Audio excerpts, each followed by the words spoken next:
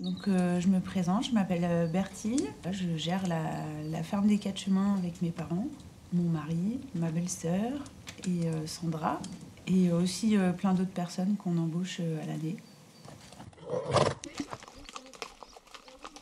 Moi je suis ici depuis que je suis née. Donc cette bergerie c'était au départ le premier lieu d'habitation de mes parents quand ils ont acheté. Donc je suis de 85 et ils ont acheté la même année.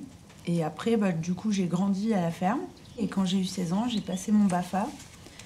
Et j'ai commencé à animer, pendant les grandes vacances, les petites vacances, animer les enfants sur les colos. Et après, quand j'ai eu 18 ans, j'ai passé mon accompagnateur de tourisme équestre.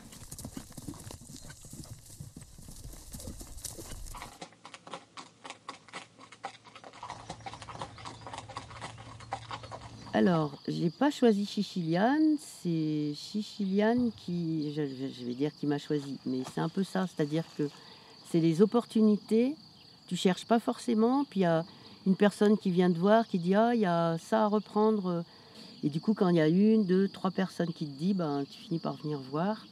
Et puis après, avec Michel, on a décidé de s'installer, en fait, chez nous. Et on a trouvé cette ferme qui était plus ou moins abandonnée et on a fait une installation agricole en 85. Les terres et les bâtiments, alors c'était beaucoup plus petit que ce que ça n'est aujourd'hui, puisqu'on a à peu près quadruplé le volume en surface bâtie. L'installation officielle, c'est 86, c'est l'année où on a vraiment officialisé et on a créé la ferme des Quatre Chemins. Alors si je peux dire la ferme des Quatre Chemins, Quatre Chemins, c'était un nom qui nous plaisait bien à tous les deux, parce que Quatre Chemins, c'est l'endroit où tous les chemins y mènent, et d'où on peut repartir pour aller sur toutes les routes. Donc c'est un peu cette symbolique-là. Alors moi, j'avais travaillé 7 ans dans le milieu des chevaux, dans des centres équestres et des élevages. Et quand j'ai repris, j'avais que mon accompagnateur. Donc c'est le plus petit niveau d'encadrement en rando. Elle est où cette fille? Elle a dit on rentre Donc par là. notre activité principale, c'est le centre de vacances, les colos. Et c'est surtout pleine nature, avec, j'ai mis l'accent sur des animations de qualité.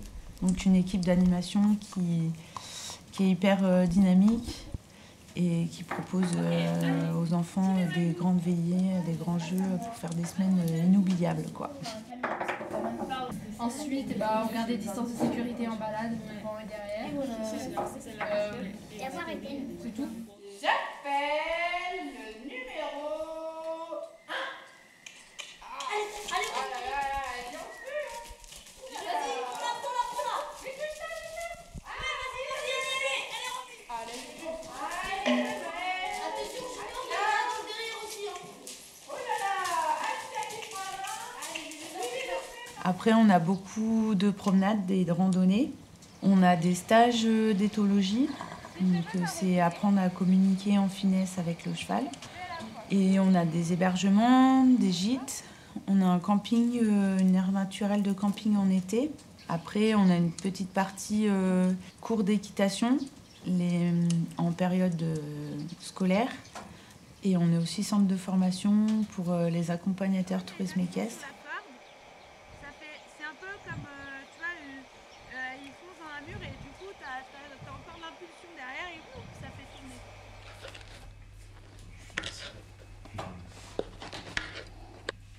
tourner. Moi, c'est Ewen. Je suis le cuisinier de la ferme des Quatre Chemins. J'ai plusieurs cordes à mon arc. J'ai fait un CAP de menuiserie, un bac pro en cuisine, et du coup, ça me permet, pendant la saison, d'assumer la cuisine, et puis, hors saison, de bricoler un peu partout dans la ferme, ce qui a besoin d'être bricolé. Du coup, moi, je travaille toute l'année, pour le coup. On prend un peu des pauses en hiver. On essaye d'offrir aux enfants de la colo, des repas qui soient quand même avec des produits locaux. Moi, j'aime bien.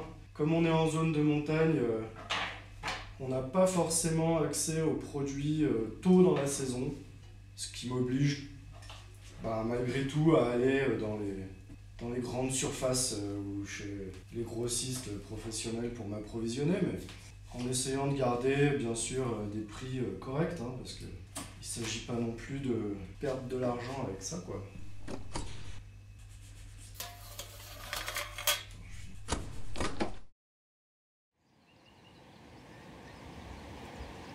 Je pense que l'environnement dans lequel on vit attire pas mal de monde.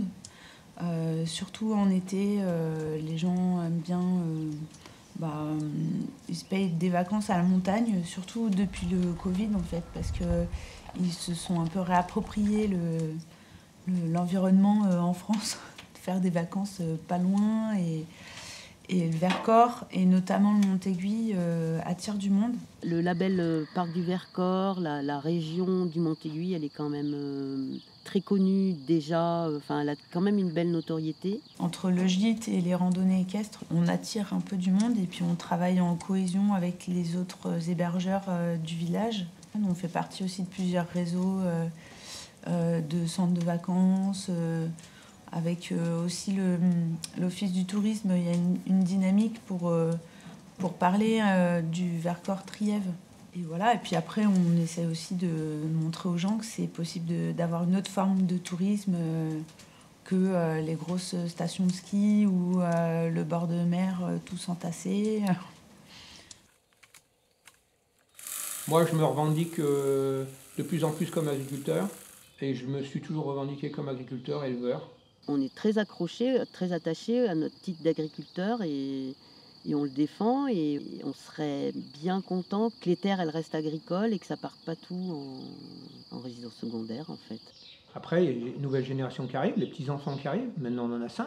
Et puis moi je vais arriver à la retraite, donc en fait il va se poser la question de la continuité de l'activité agricole, la transformer de façon à ce que Berthy continue à faire tourner l'affaire, mais toute seule, en remplaçant 2 personnes, c'est pas possible.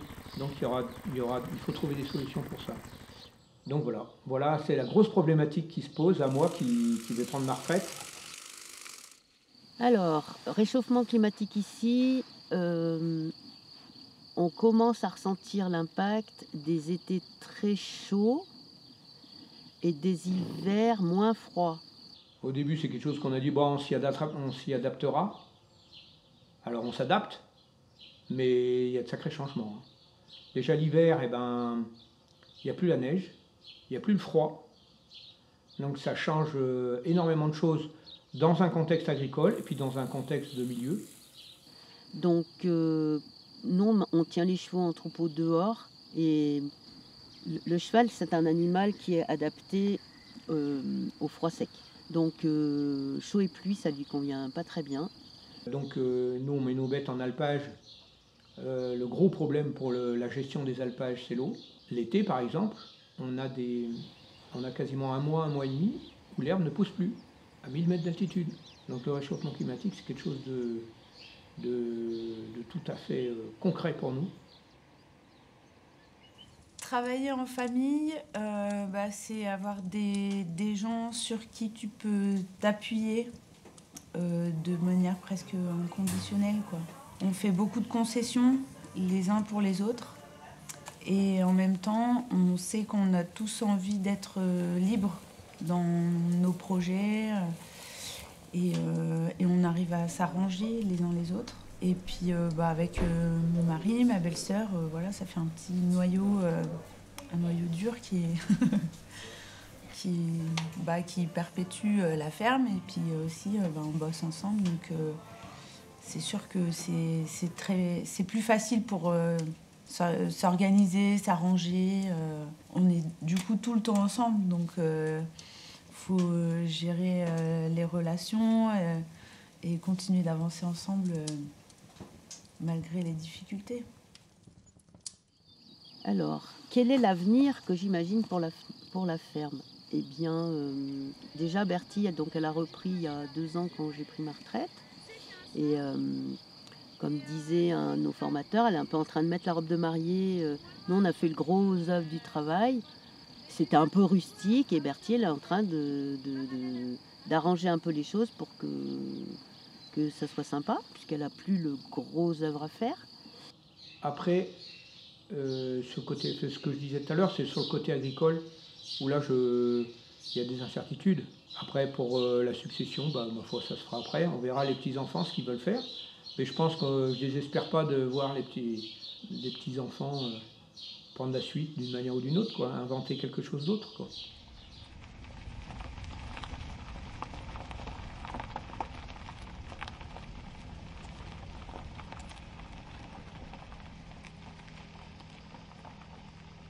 C'est vrai que c'est aussi un lieu de vie, un cadre de vie où on se sent libre. Voilà, on s'organise un peu comme on veut. On gère une entreprise aussi, donc on fait ses choix. Voilà, et puis après on est à plusieurs, donc on arrive un peu à se soulager les uns les autres. Donc il y a un peu le côté sur vivre à la montagne, vivre différemment selon les saisons. Du coup, les choses sont jamais les mêmes. Voilà, en hiver, on se repose. Après, là, avec le printemps, c'est la fourmilière qui démarre, on bosse. Mais en même temps, on essaie de rendre ça agréable. On s'amuse beaucoup et je pense qu'on partage aussi des valeurs avec les enfants qui viennent monter à cheval, avec les gens qui viennent partager ce petit bout de chevaux à la montagne. On partage aussi des valeurs qui sont hyper importantes et ça fait beaucoup de sens de faire ce métier pour moi.